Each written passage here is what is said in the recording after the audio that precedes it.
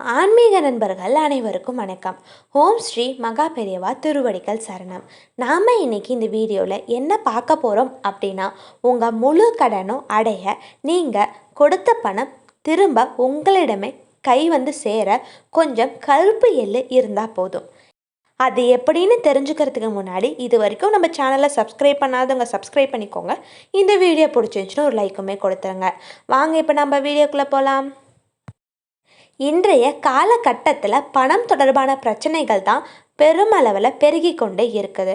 ஒன்று, பணம் சம்பாதிக்க பாடுபட வேண்டும். அடுத்து, பணம் சம்பாதித்த பணத்தை கையில் தங்க போராட வேண்டும். இந்த நிலையில் இவற்றை சரி செய்ய கடன் வாங்கி துன்பப்பட வேண்டும்.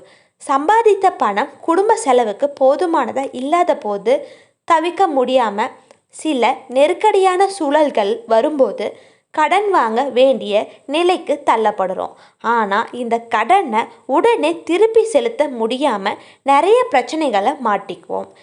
இது அனைத்திலும் விட கொடுமையானது, பணத்தை நம்பி கொடுத்ததுக்கு அப்புறம் அவங்க கிட்ட இருந்து திரும்பி வாங்கிறதுக்கு படாத பாடுபடுவோம்.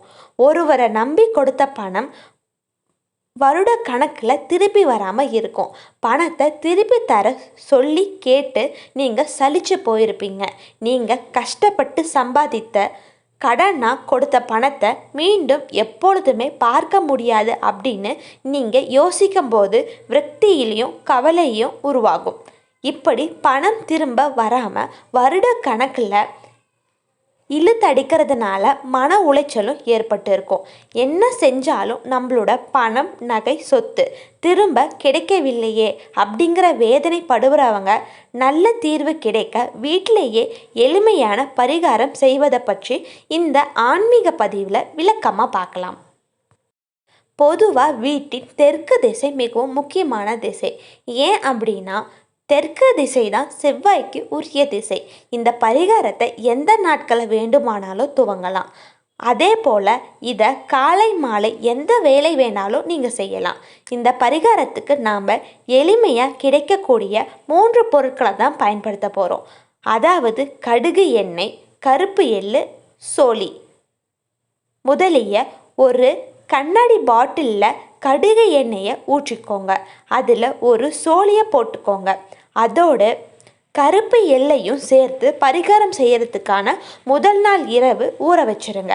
அதுக்கப்புறம் அடுத்த நாள் ஒரு அகல் விளக்கை எடுத்து அதில் மஞ்சள் குங்குமம் இட்டு நாம் வச்சிருக்கும் எண்ணெயை ஊற்றி 2 திரிகளை ஒன்றா போட்டு வீட்டு பூஜை அறையில் அப்படி இல்லைன்னா ஏதாவது ஒரு அறையில் தெற்கு திசை நோக்கி எரியும்படி வச்சிருங்க. நீங்கள் ஏமாந்த பணம் திரும்பி கிடைக்க வேண்டும் அப்படின்னு வேண்டிக்கோங்க.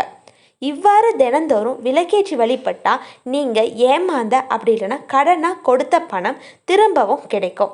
இந்த தீபம் குறைஞ்சது 20 நிமிஷமாவது எரிய வைக்கணும்.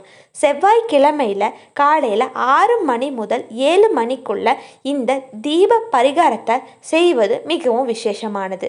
தீபம் ஏற்றி வச்சு மகாலட்சுமி தாயாரையும் குல தெய்வத்தையும் வேண்டிக்கணும். ஏன் அப்படின்னா, இந்த பரிகாரத்திற்கு மகாலட்சுமி தாயார் வாசம் செய்யும் பொருளாக கருதப்படுறது கடுகு எண்ணெய் மற்றும் சோளி பயன்படுத்துகிறோம்.